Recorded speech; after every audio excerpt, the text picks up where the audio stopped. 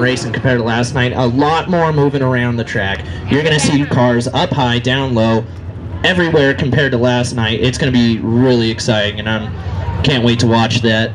Now looking for the green flag this time around. Green is out. Spangler hard on the gas down the front straightaway. Josh Kane falling in his foot tracks right there on the low side. Kane way sideways. Oh, contact big time. That's going to be the number 25 of Jeremy Bradley and the 44 of Jason Bodley. Big time contact up there in turn 1 and 2. Yeah, it looks like Bodley was just running his line and Bradley pushed up, but that's going to bring a caution out, and I'm sure it'll be a full restart.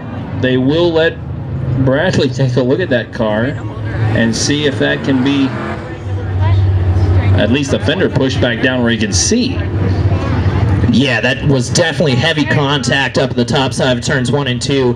This caution is not what Josh Kane wanted to see. As you saw, he had just taken the lead down the front straightaway. Big time slide down 1 and 2. He was looking for the lead, but as you do know, you have to revert to the last lap when the caution does come out, so the field will be reset like this.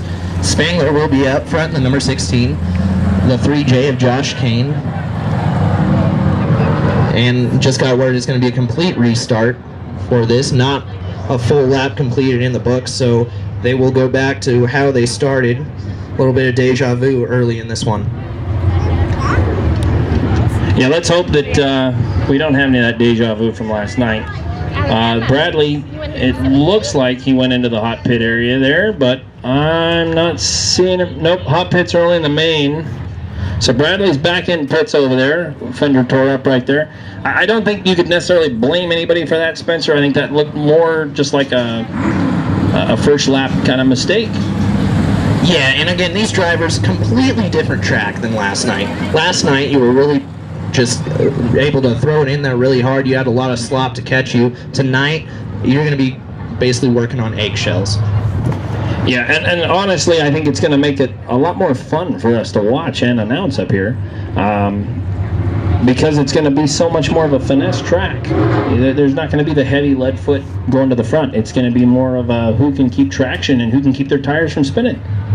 Oh yeah, I expect a lot more passing, a lot more action tonight too. A little bit cleaner action too.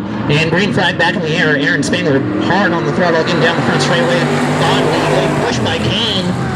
They're going to go 3 wide down in turn 1. Spangler going to slide up to the middle. Here comes Josh Kane. Well, although we thought that the middle line was gonna be the place to be, the middle to bottom, the top wasn't that bad. It was a little dusty, but it wasn't bad. And they're coming out of turn 4, and it's a race for the lead with Josh Kane going against Spangler. Spangler, oh, he drifted high, and that's going to give the line to Josh Kane. But look at Spangler really running good on that top side, getting a lot of momentum up there. Kane, he's going to move up into the foot tracks, and him going to try to pivot down below him side by side for the lead here early in heat number 1. And the fun part will begin as we watch them slide each other, and Josh Kane way sideways. He's able to hold on to it, though. Doesn't get into Spangler. Spangler down there going, hey, don't run into me down here. And he's going to try the top again, going into 3 and 4. He's got the momentum. He's got the car turned off the apex. He's going to take the lead coming out of turn number 4. Great racing action here early in this one. Heat number 1 of the street stocks. Just, wow.